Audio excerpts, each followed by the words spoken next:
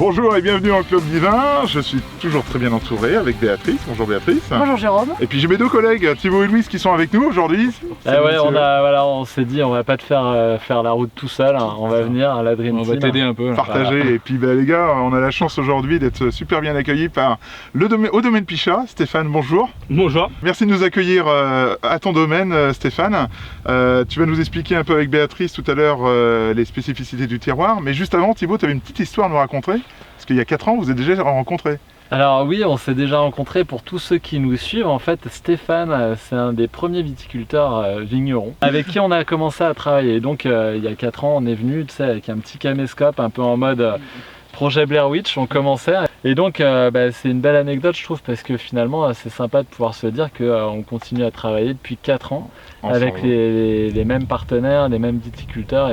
C'est hyper important. Et alors, est-ce que tu peux nous expliquer, là, on est à Ampuis, c'est ça? Tout à fait, ouais. Oui, Ouais. on est à Ampuis. Okay. Donc Ampuis est situé à 30 km au sud de Lyon et on est de l'autre côté du Rhône par rapport à Vienne. On va passer par la vigne. Tu vas nous montrer avec Béatrice du coup les spécificités de ton terroir. Et puis on va, Béatrice, discuter un peu plus cépage. Absolument. On y va? On est parti. Allez.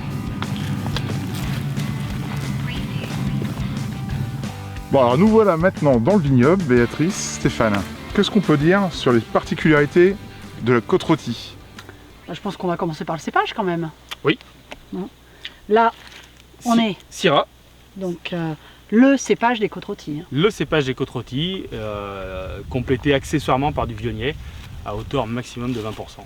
Donc je vois que tu tiens un morceau de bois, on va dire. Oui, un échalas.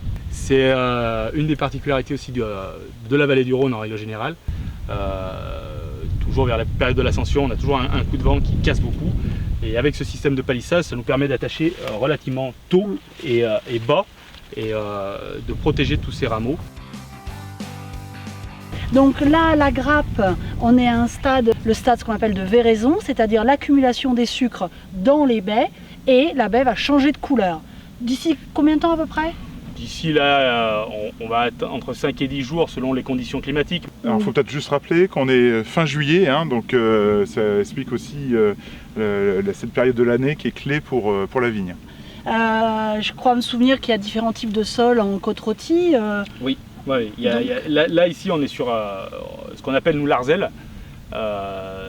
C'est du micaschiste en décomposition et avec une proportion d'oxyde de fer. Et voilà. Après on a quelques pointes de granit ici qu'on peut voir aussi, ce qui est moins fréquent sur le secteur, mais principalement micaschiste.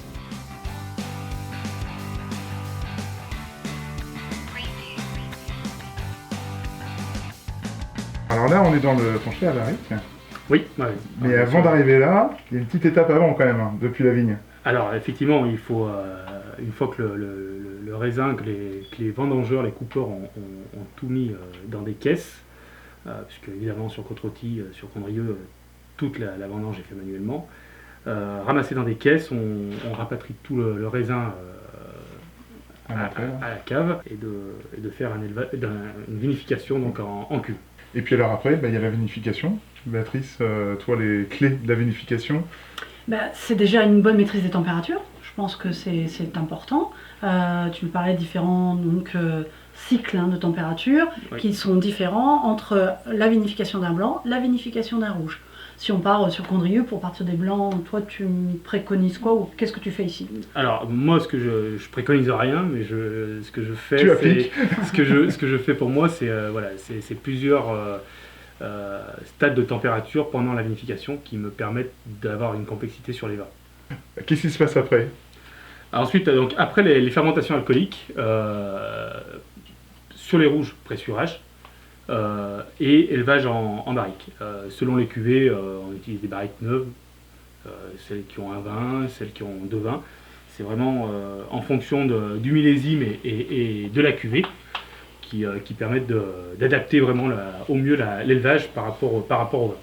Et donc sur les Condrieu, c'est aux alentours de 10 mois et sur les côtes-rôties, on est plus proche des 2 ans d'élevage. D'accord. Et puis, on n'a pas trop donné le nombre d'hectares de ton domaine. Aujourd'hui, ça se décompose comment? Le domaine fait à peu près 5 hectares, avec une partie en blanc qui représente à peine 1 hectare. Ok, bah écoute, on va se diriger pour On va aller déguster déguster tout ça. Allez, hop. C'est parti.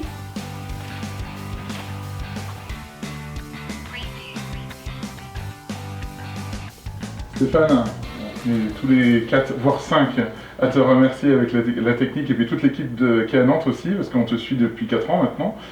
Merci de ton accueil. Ben, merci d'être venu. Et puis ben, on a vu qu'il y avait un beau tableau de chasse avec les récompenses, donc La presse fait partie du jeu aussi, on a besoin de la presse. Et, Exactement, on le sait aussi, hein, ça chez Divin.